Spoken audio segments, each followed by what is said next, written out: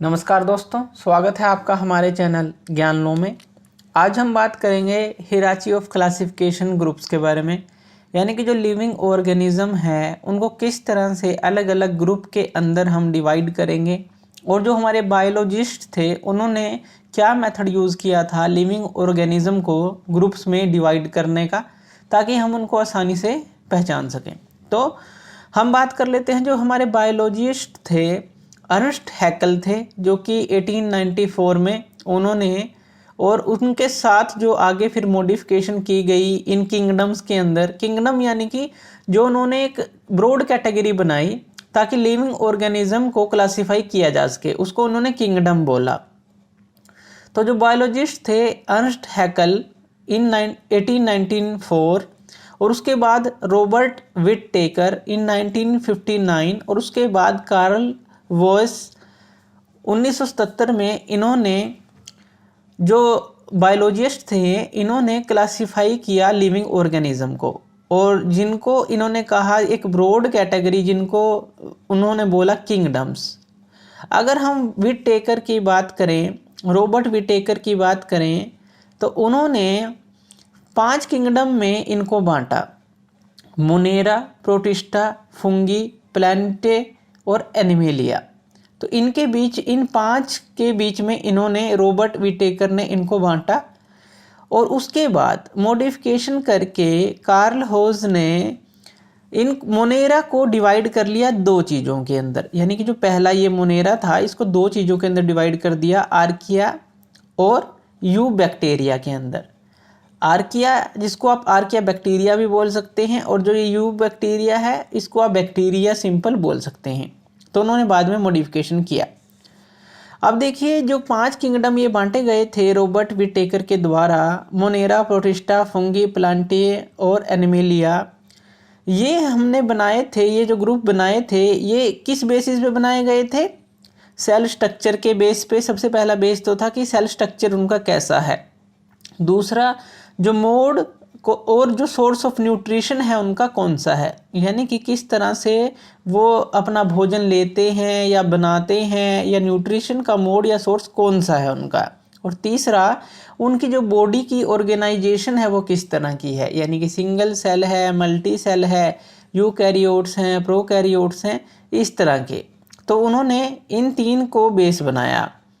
उसके बाद further classification की गई इन्हीं ग्रुप्स की, जैसे कि जो हमारे ये ग्रुप थे इन्हीं की फर्दर क्लासिफिकेशन की गई, सब ग्रुप इनके बनाए गए वेरियस लेवल पे। जैसे कि हम बात करें किस किस लेवल पे सब ग्रुप बनाए गए, क्लास की, उनकी क्लास कौन सी है। उसके बाद जो सब ग्रुप बनाया गया, ऑर्डर, किस ऑर्डर के अकॉर्डिंग हमें रखने हैं वो, फैमिली के अकॉर्डिंग उनकी, जो हम लिविंग ऑर्गेनिज्म है उनके सब ग्रुप बनाते चले गए। जैसे फिर पहले क्लास, ऑर्डर, फैमिली, फिर जीन्स के अकॉर्डिंग, और फिर स्पीसीज़ के अकॉर्डिंग। अब देखिए, जो लास्ट यहाँ पे आपको दिखाई दे रहा है वो है स्पीसीज़ के अकॉर्डिंग। स्पीसीज़ मतलब जाति के अकॉर्डिंग। अब जो ये स्पीसीज़ का यहाँ पे क्या मतलब है, जो बेसिक यूनिट हमने इस ऑर्डर की ली तो वो हमने स्पीसीज़ ली। अगर हम यहाँ पे देखें, जो बेसिक यूनिट है क्लासिफिकेशन की, स्पीसीज़ है, यानी कि species, genus, family, order, class, इस तरह से अगर बेसिक यूनिट देखें स्पीसीज़ है। तो जो स्पीसीज़ है ये है क्या, ये आप कैसे कहेंगे कि कोई भी ऑर्गेनिज्म है वो सेम स्पीसीज़ से है? तो देखिए, कोई भी अगर स्पीसीज़ है, कोई ऑर्गेनिज्म है, उसको आप सेम स्पीसीज़ में किस तरह से रखेंगे? अगर वो सिमिलर इनफ हो ब्रीड करने में, तो और उसको याद रखा जा सके। तो इस तरह से जो है, जैसे ब्रीडिंग की उसकी अगर सिमिलर इनफ अगर आप देखें तो उनको आप एक सिमिलर जाति में रख सकते हैं। तो इस तरह से जो है स्पीसीज़ जो है एक बेसिक जो यूनिट बनाई गई, और इस तरह से जो है सब ग्रुप्स जो है वेरियस लेवल के ऊपर बनाए गए। अब इसके बाद बात कर लेते हैं जो विटेकर ने हमें दिए, 5 किंगडम दिए थे, तो मोनेरा और प्रोटिस्टा की आज हम बात करेंगे।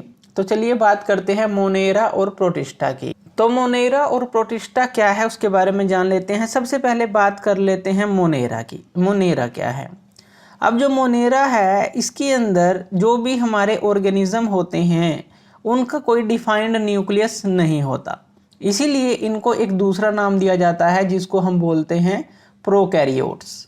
प्रोकैरियोट्स क्या होते हैं? जिनका एक डिफाइंड न्यूक्लियस नहीं होता, या फिर कहें जो ऑर्गेनेल्स हैं वो भी एक मेम्ब्रेन बाउंड नहीं होते या डिफाइंड नहीं होते, तो वो जो होते हैं मोनेरा के अंदर आते हैं। प्रोकैरियोट्स जिनका डिफाइंड न्यूक्लियस या फिर कोई भी ऑर्गेनेल्स हैं, ऑर्गेनेल्स यानी कि जो स्पेसिफिक फंक्शन करने वाली जो भी चीज़ें हैं स्पेसिफिकली वो डिफाइंड नहीं, क्या है, जो ऑर्गेनाइज ढंग से ना किए गए हों। तो वही चीज़ है कि नॉट डिफाइंड न्यूक्लियस और ऑर्गेनेल्स, जो भी ऑर्गेनिज्म है उनके अंदर डिफाइंड न्यूक्लियस ना हो और ऑर्गेनेल्स ना हो, और इनके अंदर जो है ये हमें मल्टी सेलुलर बॉडी डिज़ाइन भी नहीं दिखाते।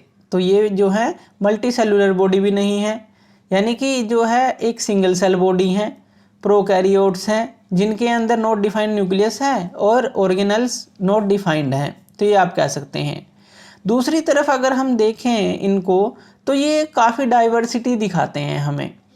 अगर हम बात करें अदर करैक्टरिस्टिक्स की, जैसे कि कुछ के अंदर तो सेल वॉल होती है और कुछ के अंदर सेल वॉल नहीं होती। तो सेल वॉल जो है एक बेसिक फंक्शन बन सकता है जो कि डिफरेंट इफेक्ट करता है बॉडी डिज़ाइन पे, तो इस तरह की डाइवर्सिटी भी ये दिखाते हैं। उसके बाद अगर हम बात करें मोड ऑफ न्यूट्रिशन की, मोड ऑफ न्यूट्रिशन के अंदर ये दोनों ही तरह के होते हैं ऑर्गेनिज्म, दोनों ही तरह के, यानी कि ये अपना फूड खुद भी बना सकते हैं जिनको हम ऑटोट्रोपिक बोलते हैं, और ये दूसरों पर निर्भर भी रह सकते हैं जिनको हम हेटेरोट्रोपिक बोलते हैं। तो ये दोनों ही तरह के हमारे होते हैं, ऑटोट्रोपिक और हेटेरोट्रोपिक, यानी कि अपना भोजन लेने के लिए एनवायरनमेंट के ऊपर ही निर्भर करें। इस ग्रुप के अंदर होता क्या है, इसका एग्जाम्पल आप क्या ले सकते हैं? सबसे सिंपल एग्जाम्पल आप बैक्टीरिया का ले सकते हैं, जो सिंगल सेल है, नॉट डिफाइंड न्यूक्लियस है, या फिर नॉट डिफाइंड ऑर्गेनल्स हैं, मल्टी सेलुलर बॉडी भी नहीं है, या फिर ब्लू ग्रीन एल्गी होगी, साइनोबैक्टीरिया हो गया, या माइकोप्लाज्मा हो गया। ये सारे आप एग्जाम्पल ले सकते हैं। चलिए इसकी फिगर देखते हैं कि किस तरह की इसकी फिगर होती है। इसकी जो फिगर है वो इस तरह से आप देख सकते हैं। जो बैक्टीरिया है उसकी फिगर यहाँ पे देख सकते हैं। यहाँ पे देखिए अनडिफाइंड न्यूक्लियस है या फिर ऑर्गेनल्स आप बोल सकते हैं, या दूसरा जो है ये फिगर भी आप देख सकते हैं। तो ये दोनों जो है आपके मोनेरा के एग्जाम्पल है। चलिए बात करते हैं प्रोटिस्टा की। तो प्रोटिस्टा क्या है, इसके अंदर काफ़ी तरह के यूनिसेलुलर यूकैरियोटिक ऑर्गेनिजम्स होते हैं। अब जैसे हमने मोनेरा के अंदर बात की प्रोकैरियोट्स होते हैं, इसके अंदर यूकैरियोट्स ऑर्गेनिज्म आप ले सकते हैं। यूकैरियोट्स कौन से होते हैं? जिनका डिफाइंड जो है आप न्यूक्लियस कह सकते हैं, या मेम्ब्रेन बाउंड न्यूक्लियस आप कह सकते हैं, यानी कि बिल्कुल इसका उल्टा आप कह सकते हैं। और इनके अंदर जो स्ट्रक्चर होता है, जो कुछ ऑर्गेनिज्म का अगर हम स्ट्रक्चर की बात करें तो उनका हेयर लाइक स्ट्रक्चर आप ले सकते हैं। जैसे बालों का स्ट्रक्चर होता है, लंबे लंबे धागे होते हैं, उस तरह का स्ट्रक्चर आप ले सकते हैं, जो कि चलने के लिए या कहें कि मूव करने के लिए वो उनकी हेल्प करता है। इस तरह का स्ट्रक्चर कुछ ऑर्गेनिज्म के अंदर आप देख सकते हैं।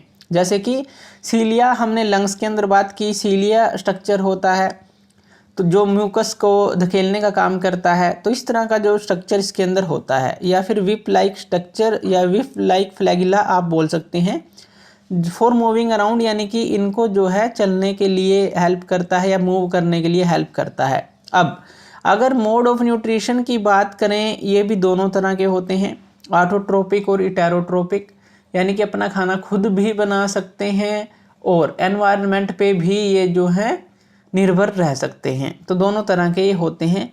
इसका एग्जाम्पल कौन कौन सा आप ले सकते हैं?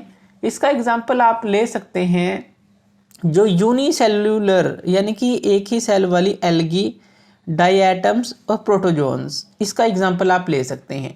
चलिए जो प्रोटिस्टा है इसके अंदर कौन कौन सी चीज़ें आती हैं उनका हम जो फिगर है वो देख लेते हैं।